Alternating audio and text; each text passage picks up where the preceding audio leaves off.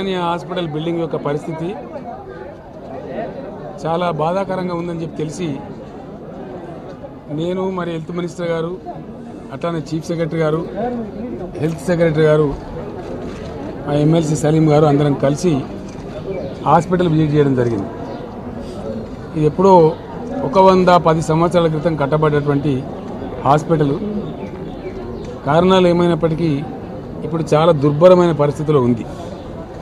అసలు ఏ క్షణంలో ఎప్పుడు కూలిపోతుందో తెలియనటువంటి ఒక భయోత్పాతమైన పరిస్థితి ఉంది. అనేక సందర్భాలలో ఆ సెకండ్ ఫ్లోర్లో కానీ థర్డ్ ఫ్లోర్లో కానీ ఆ బెడ్జులు ఊడిపడడం, డాక్టర్ల తలలు పగలటం, పేషెంట్ల మీద పడటం అవన్నీ కూడా జరిగినాయి. ఈ మధ్యన హెల్త్ మినిస్టర్ గారు నాతో ఆ హాస్పిటల్ గురించి సత్వరం నిర్ణయం చేయకపోతే పెద్ద ప్రమాదం జరిగేటువంటి అవకాశం ఉంది. Something may go wrong. అప్పుడు మనం చాలా బాధపడతాం. కొన్ని వందల మంది ప్రాణాలు పోయే పరిస్థితి ఉంటుంది, అపాయమైన పరిస్థితి ఉంది అని చెప్పడం జరిగింది.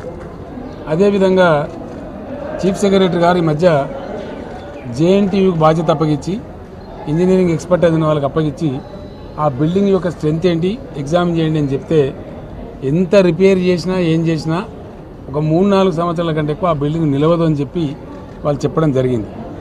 ఈరోజు నేను చూశాను, నాతో పాటు మీరందరూ కూడా చూశారు. చాలా భయంకరమైన పరిస్థితి ఉంది. ఇది వర్షాకాలం, ఆ బిల్డింగ్లో స్ట్రెంత్ పోయింది కాబట్టి ఎప్పుడైనా అది కొలాప్స్ అయ్యే అవకాశం ఉంది.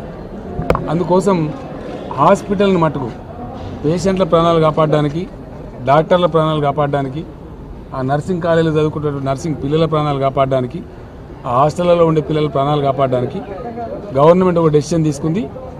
ఎట్టి పరిస్థితులలో వారం రోజులలో ఉస్మానియా హాస్పిటల్ని ఇక్కడి నుంచి షిఫ్ట్ చేస్తూ ఉన్నాం.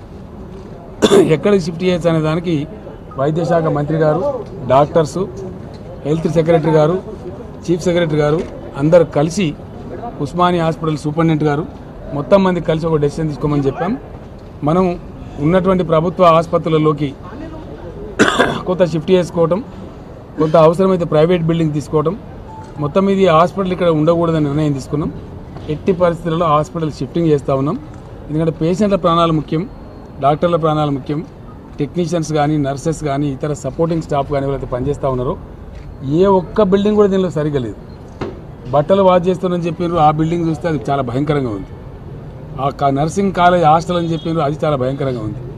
నర్సింగ్ కాలేజ్ చెప్పారు, అది భయంకరంగా ఉంది. ప్రతిదీ కూడా 80 ఏళ్ల క్రితం, 100 ఏళ్ల క్రితం, 150, 120 ఏళ్ల క్రితం కట్టిన బిల్డింగ్లు ఉన్నాయి. ఒకప్పుడు ప్రపంచంలోనే చాలా పేరు మోసినటువంటి ఆసుపత్రి ఇట్లా తయారు కావడం బాధాకరం. అయితే దీనికి కొంత హెరిటేజ్ చట్టంలో మార్పు తీసుకురావాల్సిన అవసరం ఉంది. దాన్ని కూడా ప్రభుత్వం పరిశీలిస్తూ ఉంది. త్వరలోపలనే నేను రాష్ట్ర గవర్నర్ గారిని కూడా రిక్వెస్ట్ చేస్తాను దీన్ని చూడవలసిందిగా. తర్వాత మన హైకోర్టు చీఫ్ జస్టిస్ గారిని కూడా రిక్వెస్ట్ చేస్తాను దీన్ని చూడవలసిందిగా. ఎందుకంటే ఈ బిల్డింగ్ చూసిన వాళ్ళు ఎవరు కూడా, విజ్ఞులు ఎవరు కూడా దీన్ని ఒప్పుకోరు. ఇక్కడ మాత్రం పేషెంట్లను, డాక్టర్లను ఇంకా ఉంచడం మాత్రం నేను బహుశా నా పాటికి నేను ఫీల్ అయింది ఏంటంటే నేను ఎప్పుడో రావాల్సి ఉండేదేమో హాస్పిటల్కు, బాగా లేట్ అయినా అని చెప్పి నేను ఫీల్ అవుతా ఉన్నా. కానీ ఈ మధ్య హెల్త్ మినిస్టర్ గారు అనేక పర్యాయాలు చూసిన తర్వాత సీరియస్నెస్ నాకు చెప్పారు. చెప్పిన తర్వాత ఈరోజు ఖచ్చితంగా పోదామని చెప్పి నేనే పర్సనల్గా రావడం జరిగింది. నాతో పాటు సిఎస్ గారు కూడా వచ్చారు. అందువల్ల హాస్పిటల్ షిఫ్టింగ్ మాత్రం ఇమీడియట్ చేస్తూ ఉన్నాం. తర్వాత ఈ ప్లేస్లో ఎట్లా నూతన భవనాలు నిర్మించుకోవాలా, ఎందుకంటే ఒక స్ట్రాటజిక్ పాయింట్లో ఉంది.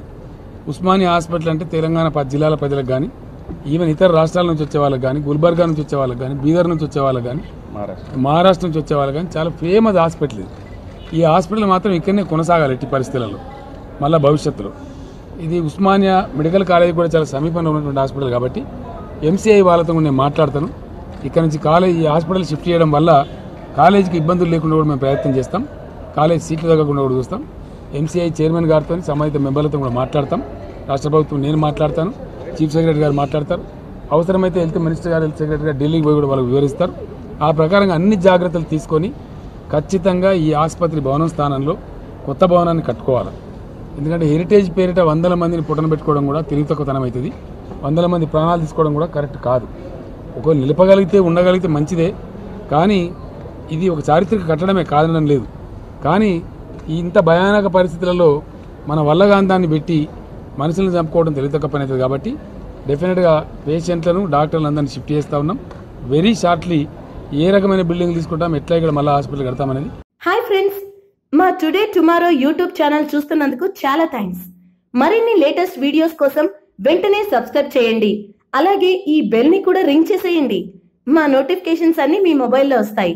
అలాగే మా వీడియోస్ మీకు నచ్చితే లైక్ చేయండి, షేర్ చేయండి, నచ్చకపోతే కామెంట్ చేయండి.